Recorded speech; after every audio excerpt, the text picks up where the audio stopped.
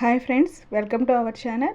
ఈరోజు ఈ వీడియోలో ఎంతో రుచిగా ఉండే గోంగూర రోటి పచ్చడిని ఏ విధంగా తయారు చేసుకోవాలో ఇప్పుడు చూసేద్దాం. దీనికోసం ముందుగా గోంగూరని కడిగి శుభ్రం చేసి పెట్టేసుకున్నాము.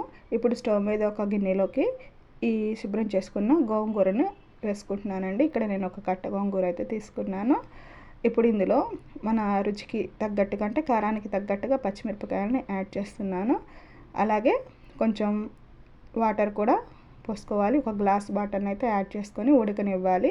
ఇది ఉడికి బాగా దగ్గర పడిన తర్వాత స్టవ్ ఆఫ్ చేసేసుకొని ఇప్పుడు దీన్ని మనం రోట్లో వేసి దంచుకోవాలండి. చూడండి, ఇక్కడ దగ్గర పడింది కదా, ఇక స్టవ్ ఆఫ్ చేసేద్దాము. ఇప్పుడు ఒక రోల్లోకి ముందుగా పచ్చిమిరపకాయన్ని వేసేసుకొని వాటిని దంచుకోవాలి. పచ్చిమిరపకాయలు ఈ విధంగా మెదిగిన తర్వాత ఇప్పుడు గోంగూరను కూడా వేసేసుకుందాము. ఇప్పుడు ఇందులో మన రుచికి తగ్గట్టుగా సాల్ట్ వేసేసుకొని దంచుకోవాలి.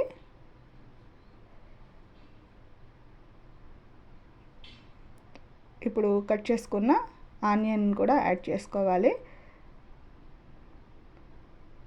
దీని అంతటిని ఈ విధంగా దంచుకొని ఇక మనం ప్లేట్లోకి తీసేసుకోవాలి.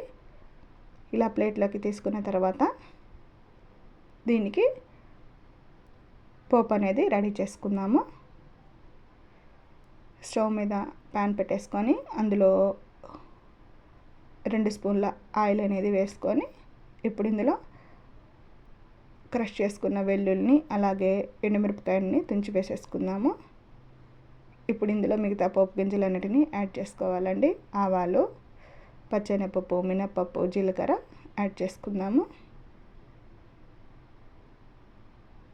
కొంచెం ఇంగువను కూడా వేసుకోవాలి.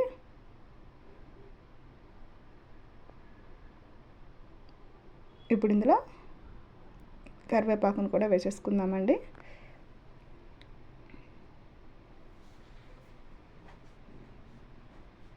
ఈ పోపు అంతా ఈ విధంగా వేగిన తర్వాత మనం ముందుగా రెడీ చేసి పెట్టుకున్న గోంగూర పచ్చడిని ఇందులో వేసేసుకొని ఒకసారి బాగా కలుపుకొని సిమ్లోనే కొంచెం సేపు ఉంచుకొని 1 నిమిషం పాటు స్టవ్ ఆఫ్ చేసుకోవటమేనండి.